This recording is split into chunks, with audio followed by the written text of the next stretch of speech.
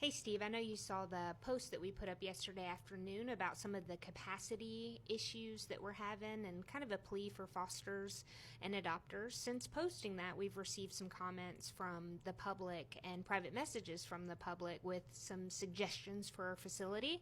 I want to go over some of those suggestions with you and see what you feel about them. Okay. Yeah? All right, so one of the main suggestions was that if we don't have room in our adoption center, we need to stop taking animals. What would you tell people?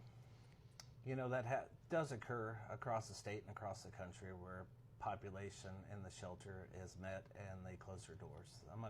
The Montgomery Humane Society will never close its doors.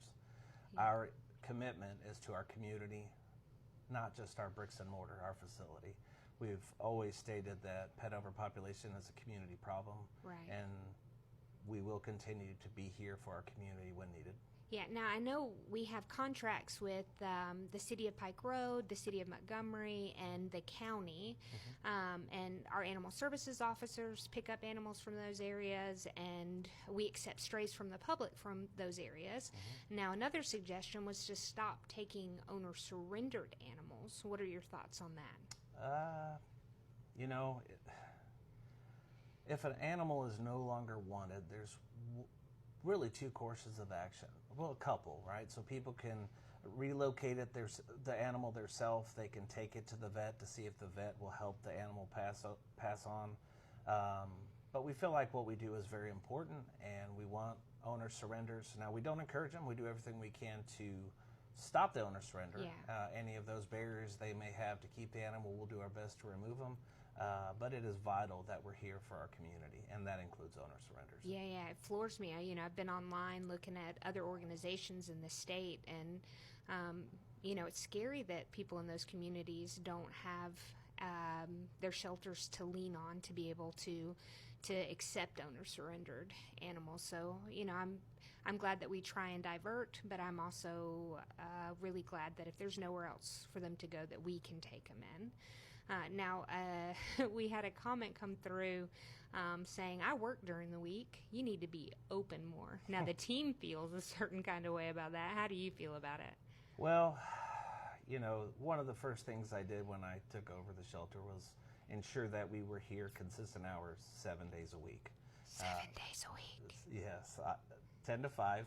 And the only reason it's 10 and we can't get open earlier is because we have 300 to 400 animals to care for in the morning, Yeah. and you cannot do that with clients here as well. Right. So 10 to 5, 7 days a week, and I would venture to say we are the only facility that In the state, yeah. in the state that Yeah. is open 7 days a week, all departments. Yeah, and that's what I was going to ask next. It's not just our adoption center; it's our intake department. Our animal services runs the streets 7 days a week. Yeah, when in those kind of situations, the Montgomery Humane Society differs from a lot of organizations, and there's absolutely no judgment from me. This is just our mission. Right. We don't drive a statistic. We work the problem. Right. Now, another suggestion that came through as a private message was to put them back where they came from. I know, I see it trending with some national organizations. They call it community sheltering. What are your thoughts on taking a 2-year-old dog and just putting it back on Ann Street? It's such a horrible idea. One of the major calls that we get from the community for animal control is dogs running at large. It's dangerous for the dog. Dogs can pack. That's dangerous for the community. Animal welfare, especially animal control, has a direct responsibility to public safety. And to put an animal back, to put it at risk or the public at risk, is something we will never do, and I find completely unacceptable. Right, I agree. Now, another message that came through was there's rescues, call them. What are your thoughts about being able to rescue our way out of overpopulation? There are breed-specific rescues and certain rescues that we do work with.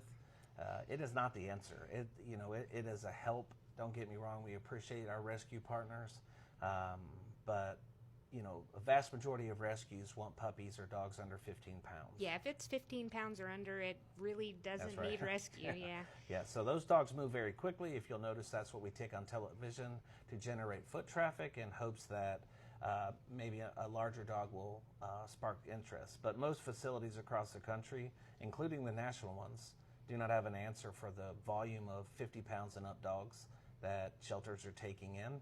There's very few rescues that are interested in them.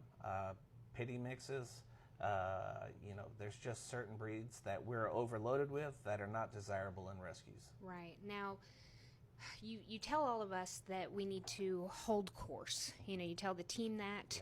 Yes. And I know that you've told stories about when you first took over the shelter and how many animals were coming in at that point versus how many are coming in now. Can you explain to the community what it means to hold course? Yes. So when I started 22 years ago, the shelter was bringing in 16,000 animals, resulting in about 10,000 animals being euthanized. It was completely overwhelming. No services, no programs, no space, nobody really pulling from any facilities. So shelters were essentially on their own, and tough decisions had to be made. We've developed programs over the years. We opened the first low-cost spay-neuter facility. We have Spay Montgomery, we have Intervention, and a multitude of other programs that are either assisting with veterinary care, making it attainable.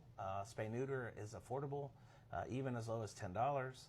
These programs are what have taken our 16,000 animals a year to less than 6 last year. We're going to continue to work these programs because they're providing positive results. There's no magic button you can push to stop the pet overpopulation. It's just something in the community that we all have to work on. Yeah, so we are making a difference. Absolutely. So the foster parents, the adopters, the donors, all of the effort that everybody's putting in is having a positive impact. Can you talk a little bit about what donations have done within our brick and mortar, within our shelter, to make us more successful with saving lives? Yes, our community is behind us. We have a wonderful community that sees the need. It has allowed us to open a clinic on campus. We've remodeled.